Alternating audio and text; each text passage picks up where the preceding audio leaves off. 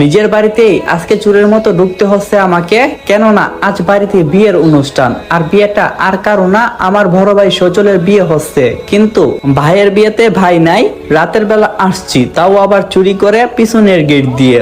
আর কেন আমি সামনের গেট দিয়ে আসলাম না, তা আপনারা কিছুক্ষণ পরেই বুঝতে পারবেন।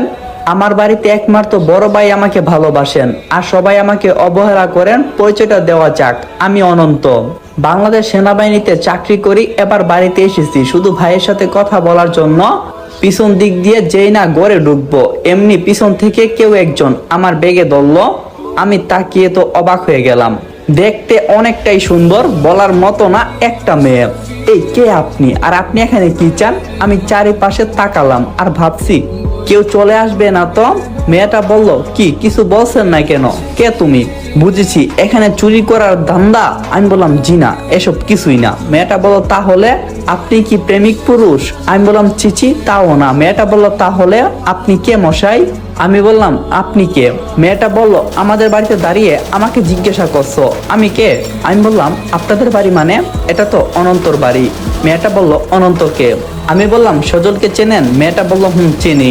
আসলে সজল হচ্ছে আমার বড় ভাইয়ের নাম, কিন্তু কোনোভাবেই মেয়েটাকে বুঝতে দেওয়া যাবে না। মেয়েটা বলল, সজল আমার দুলাভাই হন। আমার আর বুঝার বাকি রইল না মেয়েটা কে। তার মানে কি আমার কথা বাসার কাউকেই বলা হয়নি? তাই আমি পরিচয় দিতে চাই না। মেয়েটা বলল, কি কথা বলছেন না কেন? কে আপনি? তখন আমি একটু হতাশ হয়ে বললাম, আমি এই বাসার কাজের লোক।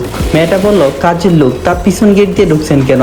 আমি বললাম, সাহেব আমারে গতকাল আসার কথা বলছিল, আমি আসতে পারি নাই, তাই এখন ভয়ে পিছনের দরজা দিয়ে ঢুকতেছি। মেয়েটা বলল, ভাব এত ভয় পান? আপনার মালিককে? আমি বললাম, আসলে ছোটবেলা থাইকাই এখানে বই তো কিছুটা হইবই। মেয়েটা বলল, আচ্ছা যান, ভিতরে যান। আমি চুপচাপ এখান থেকে কেটে পড়লাম। আমার রুমে এসে ফ্রেশ হলাম, বিছানায় কাপড় চোপড় রেখে সবকিছু ঠিক করলাম।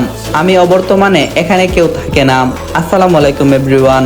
গল্পের মাঝে একটা কথা বলি, আমরা তো অনেকেই জানি যে বাংলাদেশে একটা দুর্ঘটনা ঘটে গেছে। বিশ্বাস করেন ভাই, কেউ ভাবছে না যে বাংলাদেশে এরকম একটা কাহিনী হইব। কত নিষ্পাপ প্রাণ অকালে ঝরে গেল। তাদের সবারই তো একটা ইচ্ছা ছিল যে বড় হইয়া অনেক কিছু করব। মায়ের সামনে ছেলের লাশ।